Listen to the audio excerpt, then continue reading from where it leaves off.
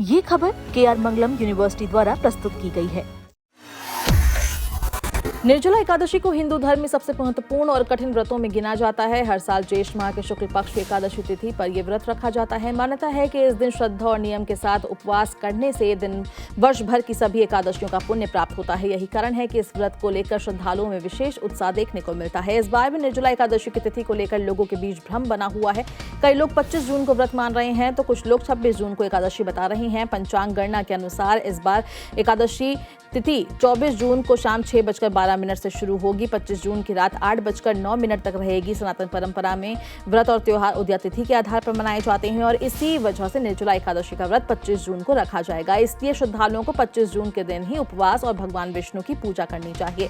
व्रत रखने के बाद पारण का समय भी बेहद महत्वपूर्ण माना जाता है। धार्मिक मान्यताओं के अनुसार द्वादशी तिथि में ही व्रत का पारण करना चाहिए। इस वर्ष निर्जला एकादशी का पारण 26 जून को सुबह 5:25 से 8:13 पर किया जाएगा।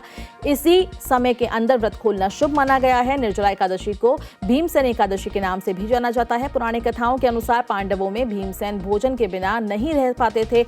जब उनसे सभी एकादशियों का व्रत रखने के लिए कहा गया तो उन्होंने अपनी असमर्थता जाहिर करी और तब महर्षि वेदव्यास ने उन्हें केवल निर्जला एकादशी का व्रत करने की सलाह दी। कहा जाता है कि इस एक व्रत के प्रभाव से उन्हें सभी एकादशियों का फल प्राप्त हुआ। इस व्रत की सबसे बड़ी विशेषता यह है कि इसमें अन्न के साथ साथ जल का भी त्याग किया जाता है। गर्मी के मौसम में पूरे दिन बिना पानी के रहना आसान नहीं माना जाता, इसलिए इसे तपस्या और आत्मसंयम का प्रतीक भी कहा जाता है।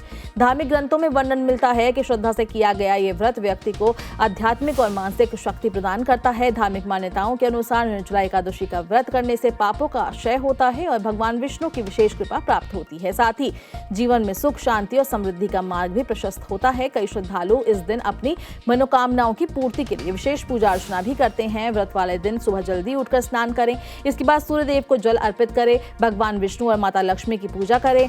पूजा में तुलसी दल, पीले पुष्प और पंचामृत का विशेष महत्व माना गया है। दिन भर भगवान विष्णु के मंत्रों का जाप और भजन कीर्तन करना भी शुभ माना जाता है। धार्मिक दृष्टि से इस दिन दान पुण्य का महत्व भी कई गुना बढ़ जाता है। जरूरतमंदों को जल पिलाना, पशु पक्षियों के लिए पानी रखना, गरीबों को अन्न, वस्त्र या छाता दान करना अत्यंत पुण्यदायी माना जाता है। यही कारण है कि निर्जला एकादशी केवल उपवास का पर्व नहीं बल्कि सेवा और परोपकार का भी संदेश देती है।